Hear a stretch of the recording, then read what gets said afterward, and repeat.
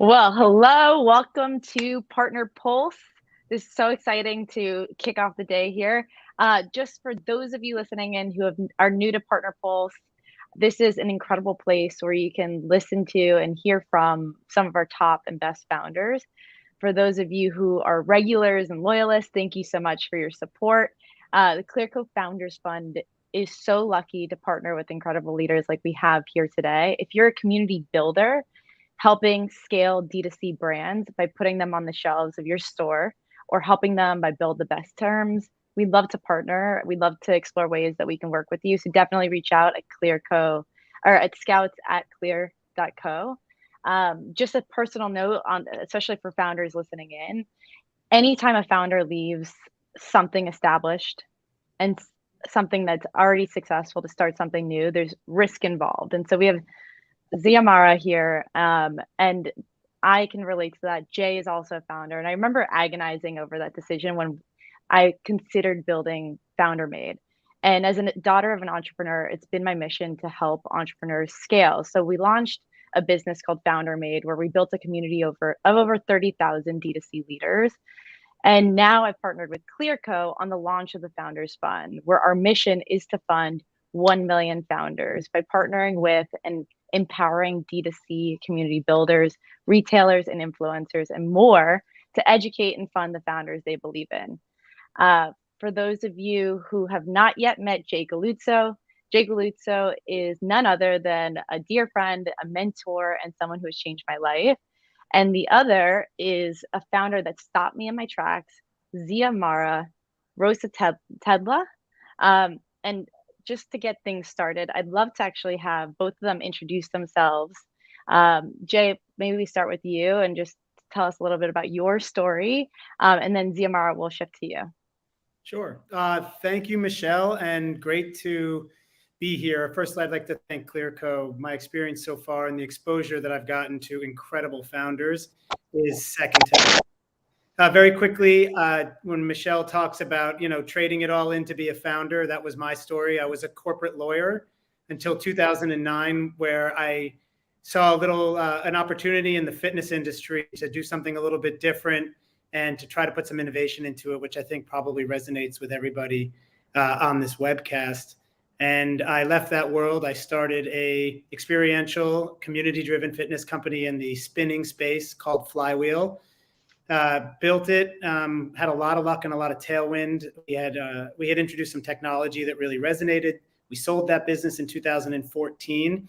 After that, I tried my best to get out of consumer wellness, but kept on getting sucked back in various ways. So between 2014 and today, in the wellness space, in particular in early stage investment and in experiential, I have had every job. I've founded again, I've operated, I've consulted, I've been a board member, I've been a mentor, I've been a mentee, and everything I do in the space is built around community and built around brand. So that's kind of the perspective I walk into this with, and I'm really excited to be a part of this group. Amazing. And Xiomara, I mean, you blew me away on our first call. You had such an incredible story. So would love for everyone listening in to hear the same from you. To me, actually, I had this moment when I was listening to you, and I said to myself, I was like, I wish I was recording this. So now we're recording this. And those of you listening, you can re-listen and re-listen because it is so inspiring. So we'd love to have everyone hear it from you. Awesome. Thank you so much for having me, Michelle. My name is Diona. I'm the founder and co-owner of UnoEth. My journey has been really interesting for me. Originally started out in advertising and marketing here in San Francisco, California. Had some great experience working on some awesome projects with Microsoft and Google and some other clients as well. While I was there, I really realized that I wanted to be back into retail. I love product and I love that whole industry. And so I went back to school after doing some social media management. And I studied at the Fashion Institute of Design and Merchandising, where I studied fashion merchandise marketing. And after that, I became a buyer for Pottery Barn & Teen. I loved my experience there. I learned so much while I was there. And my dad, who's from Ethiopia, he went to go visit family in Addis Ababa. and he came back with a leather messenger bag as a gift. I was like, oh my God, this is great. I can put my laptop in here and commute from Oakland to San Francisco every day, hands-free, no problem. Every day I started to get compliments about this bag. I was like, oh, hey, it's from Ethiopia. Like, sorry, I don't know where you can purchase something like this. And my friends and coworkers kept asking me about it day after day. People would stop me on the subway. I was like, what is going on with this bag? I called my dad, who's a professor in Sacramento City College. And I was like, hey, Dad, guess what? Like, everyone is complimenting this bag. And he was like, babe, the same thing's happening to me too. And I'm like, this is crazy.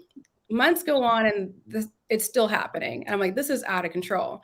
And I told my dad again, and he's like, we should start a business. I was like, okay, I'm working in this corporate demanding job. I'm styling for Stitch Fix on the side. I'm trying to buy a house in the Bay Area, which is brutal.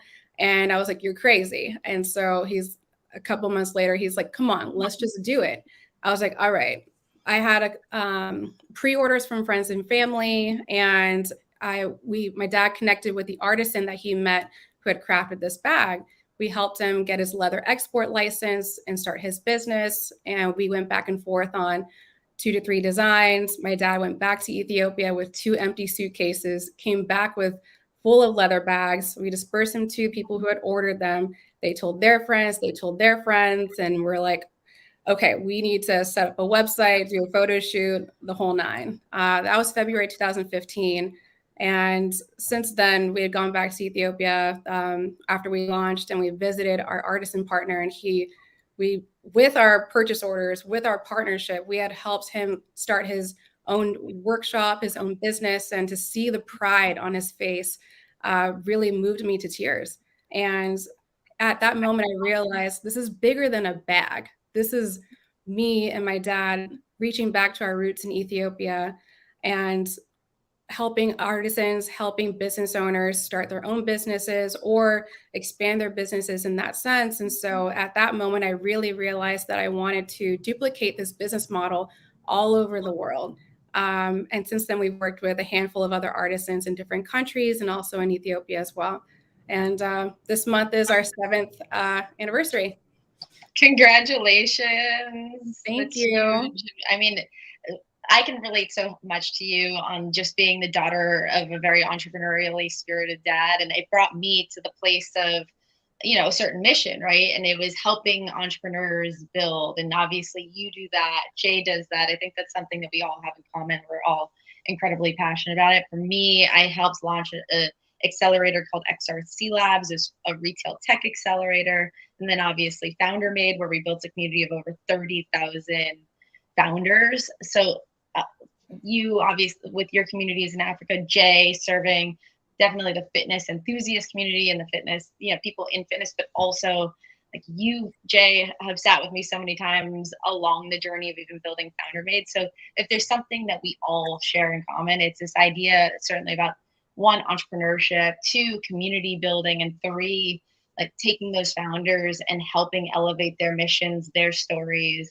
And to me, it's such a beautiful thing. And it's so inspiring because those who are willing to step off the ledge to pursue a mission, to pursue a passion, to like elevate the story of your family and your legacy, like that's huge, right? And the road is not easy, but it's exciting. So I wanted to just talk about, that passion, right? Like what makes you passionate about getting up, supporting founders every day? I mean, Jay, obviously you've gotten my calls so many times. Xiomara, I'm sure you've gotten tons of calls from people wondering how they can be more like you in what you've built. So, Xiomara, maybe we have you go first, but would love to just hear a little bit more about what drives that and drives you and your work there. And I will say selfishly, initially for me, I wanted to start something of my own because I was tired of being told what to do. And I'll just be straight up and honest about that. But I think what gets me really excited is collaborating with other people because while I have an analytical side of my brain, I also am super creative in that sense too. And then I think when you meet with like-minded individuals, it is so important and it's so exhilarating. you might have had a meh morning and then you met with someone in the afternoon and really get pumped up for life because you are collaborating with somebody on a new business idea or expanding a product line or a new book that for personal development to help you kind of, get think outside the box. And so I think that's really important for me in terms of why I like to collaborate with other founders and to just be in business in general. I so relate to that. The amount of times I'm at the weekends, I will say for me, I'm excited to get back into the week because I'm excited for the energy and those calls like the one we had. Mm-hmm. So that completely resonates. Jay, would love to hear the same from you. I mean, it's not dissimilar for me. I get all of my energy from talking to other founders, in particular early stage founders, because there's such passion that drives, climbing a very steep hill. And as similar on the day, I wake up in the mornings and I fight fires, and I cover my own business, have a lot of sort of tactical meetings, and then after lunch, it's all creativity. And I find that the creativity grows dramatically when I'm surrounded by, with conversations with founders or with other people who support founders, especially founders outside my specific field of expertise or where I work. So that generally is wellness consumer products. And I just love it. I learn a lot, and sometimes I get free samples. And that's what drives it. Perks of the job, perks of working with inspiring product leaders. Over the last, 7 years or something, I've probably done thousands of founder calls. I'm sure all of us have. And it was interesting. I was never a traditional VC, but I was playing this role like I was a VC.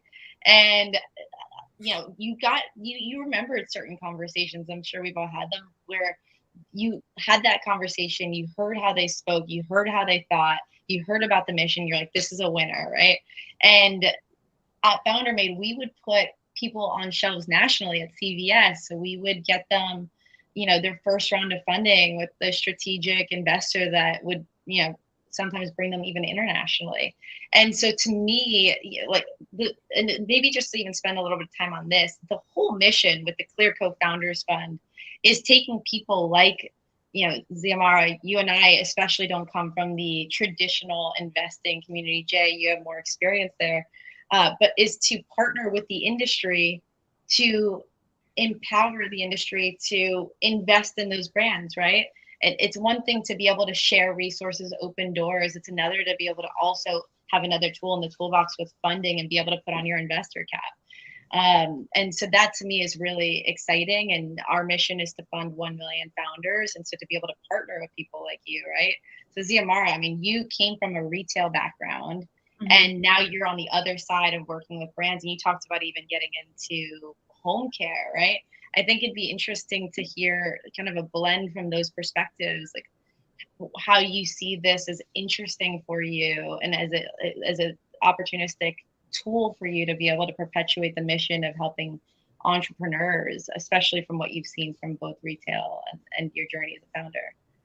Yeah, it's funny how I really look back at my career and I'm like, oh, I really am marrying marketing and merchandising together in building UnoEth. I think that, my experiences definitely play into that and have really, I think there's a reason why this happened, right? And in building a brand of your own, you really have to think of all those different aspects, and you encounter a lot of things you actually didn't even think about. But I think that in terms of funding, it's I don't have a rich uncle, or I didn't have that background where even in launching your first 0 to 5 years, you don't have it's hard to get a loan. It's hard to get funding to start your business, your idea based off of a plan when you don't have sales history, when you don't have proven results yet. And say the number that you actually need is actually higher than your others are willing to give. And so it's really great for companies like Clearco because it's numbers based and it's based off of your history and things like that. And there are no biases off of the way that I look, my skin color, and because of my gender. And so I think that, is really beneficial for brands like mine who are just starting out or, are still growing and want to scale at that level too. Yeah, absolutely. And Jay, like, you used to always come to us and you'd say, look, Founder Made should have a fund. And so I know this resonates, and it's a conversation you and I still have. So curious to hear your thoughts, just from the perspective of even opening the doors up to traditional investors, and even broadly, like looking at this landscape, how you're seeing some evolutions in the landscape of funding evolve. Sure. So it's interesting. I'm no longer a professional investor, so I'm going to argue against it for a second. What I think is really interesting about Clearco, and the fact that Clearco engages with entrepreneurs maybe before a formal investment, is that, first of all, it shows the confidence of a very well-respected third party that they'll finance against your Shopify receivable, call it. And then the second thing there is, I think everybody on this phone who's ever raised money suffers the evil dilution, and if you can make it to a certain place without being diluted, even by a little bit, it obviously serves the founder and the founding team really well. So the creativity of Clearco puts some pressure on the early stage investment field, but also is a validating factor, and also, most importantly, drives cash flow. Mm-hmm. Totally. And jumping back to the conversation about you, more from your buyer cap, right, Zimara? Like, I worked with so many buyers at Founder Made, CVS, Target, Whole Foods, Erewhon, you name it. And the conversation we had, especially on behalf of these earlier stage companies, is, are they retail ready? So it's somewhat similar to are you venture ready, right? Like, there's this 0 to readiness, whatever category that is, that you as a founder have to battle, and you're battling it with like a cruise ship tied to your ankle, because you don't have that trampoline a lot of times to get you that initial like jump up. But once you get there, it's a lot easier. Right. And to me, I've had a couple conversations that, I had a call with CVS the other day and Amazon, and I said, look, 2 things that I know from my days of talking to retailers is, one, these buyers or these brands need to be able to fund the inventory to be able to go national. And 2, I know that as a buyer, or as a retailer, the competition's so fierce that now you're looking for brands to not only be, well capitalized and have the inventory, but you also want them to have a big marketing presence so that when they get on your shelf, they are ready to co-promo you, and because you want to bring in their audience, right? And I'm sure, even given your background and bringing in the diversity community is probably an area of interest for people putting your products on the shelves. But I'm curious to know, like, if you put your buyer cap on, how you see that this kind of capital tool being an advantage for brands that are looking to get retail ready. And how cool, how it would have been for you as a retailer even to be able to offer this kind of tool.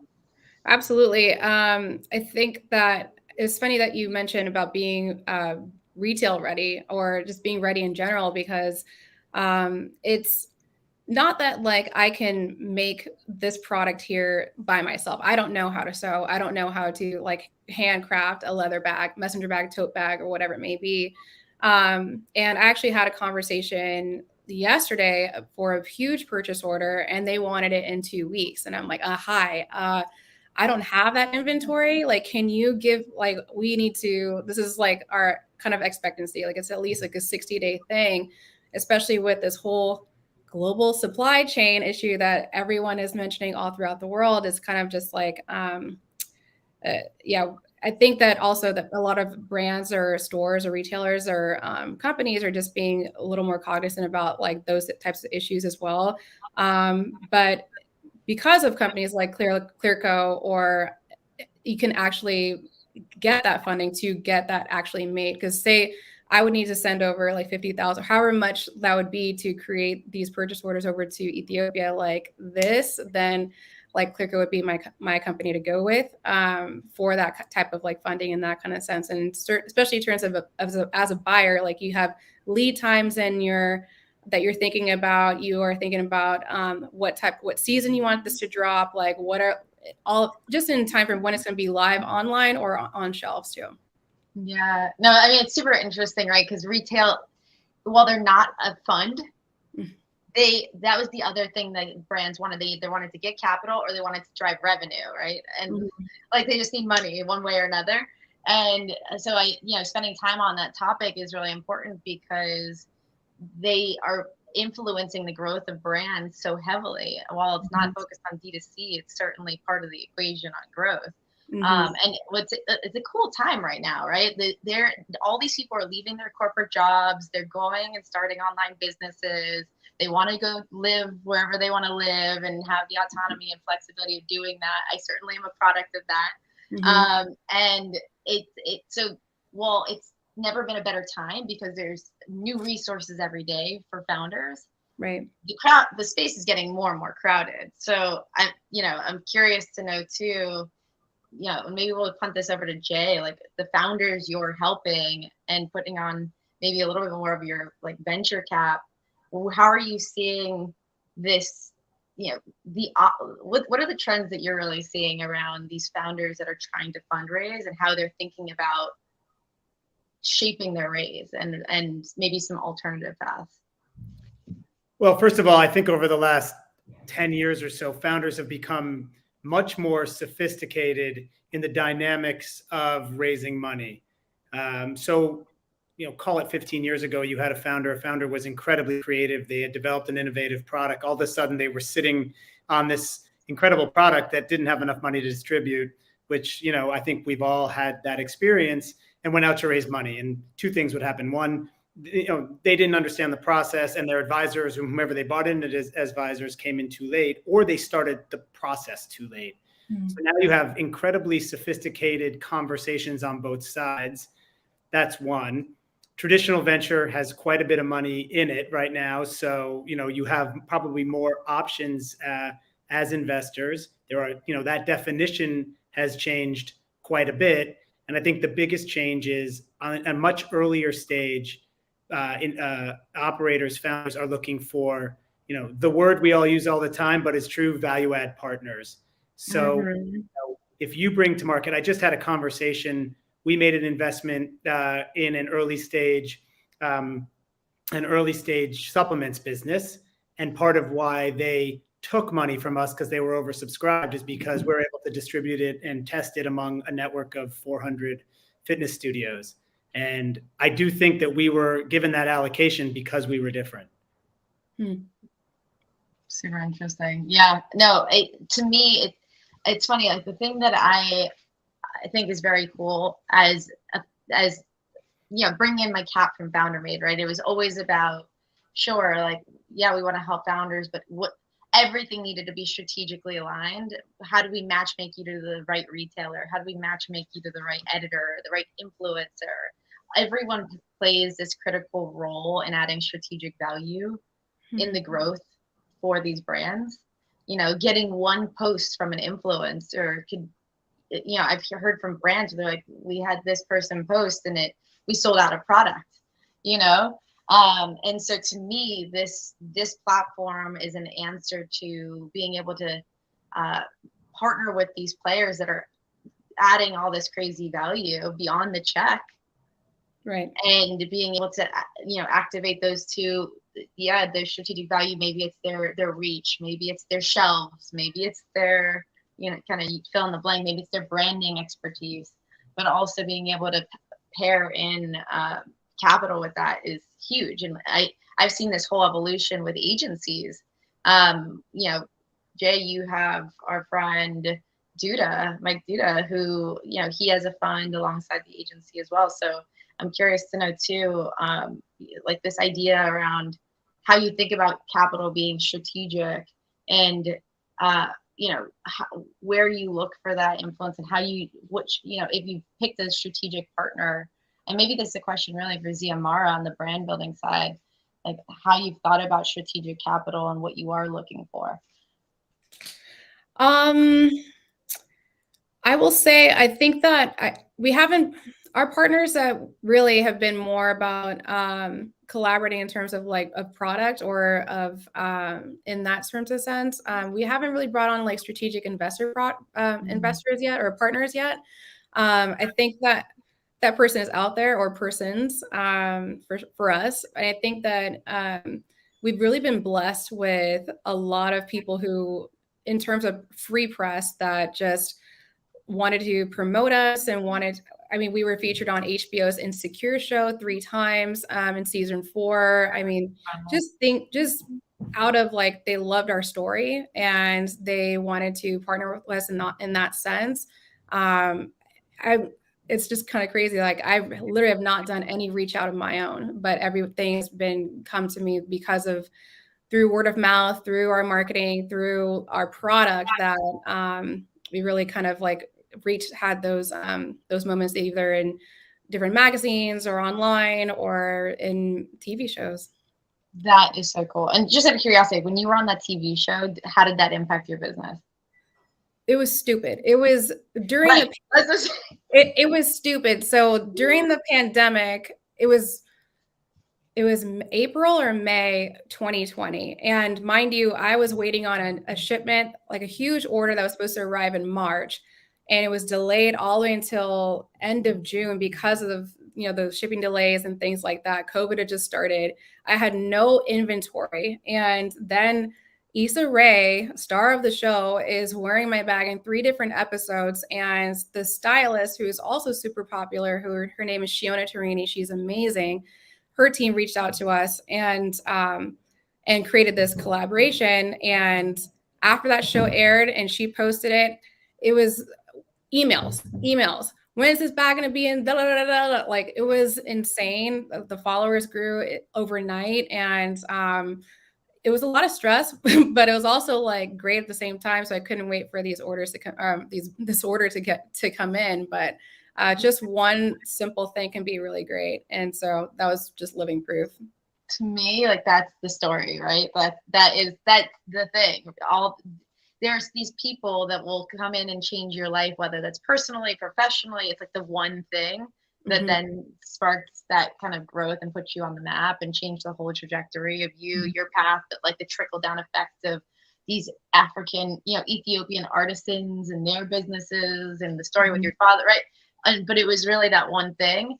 And so, I mean, this is the case in point, right? For anyone listening in, where you have these communities to activate and you're supporting founders and you share our passion around hopping on the phone and helping troubleshoot, navigate, open a door, be a trampoline to somebody who's building in this way. Like, that is what this program is for, because not only are you making this impact, where you might be helping someone like Zimara get on a TV show, but being able to couple that with funding that we, and especially with the support that we've been able to build through this mission, like that is the thing. That's what gets me excited. That's what this whole program is about.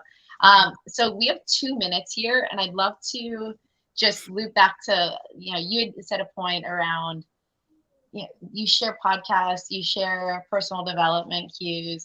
I think being an entrepreneur is so much about headspace and keeping your head in the game. It's probably in every industry too, but certainly with the pressures of entrepreneurship. So I wanted to wrap today with 3 questions that I'll have you both answer. The first one being, and this is really a nod to habit creation, right? Like, what do you do every day as your ritual? But what's the first thing you do in the morning? Zimara, go. Hit snooze. No, I'm just kidding. I meditate. Love that. Jay? The truth is I check my phone, but I go straight to the gym after that. Gym is good. Okay. What's the last thing you do at night, Zimara? I write in my gratitude journal. You're a woman after my heart. You really are. Jay? I check my phone. Worst. I hate to be honest. I do try to get some downtime. I put the computer away and just read, generally just read a book and unwind. Love that. And then finally, question number 3, a habit you wish you had started earlier.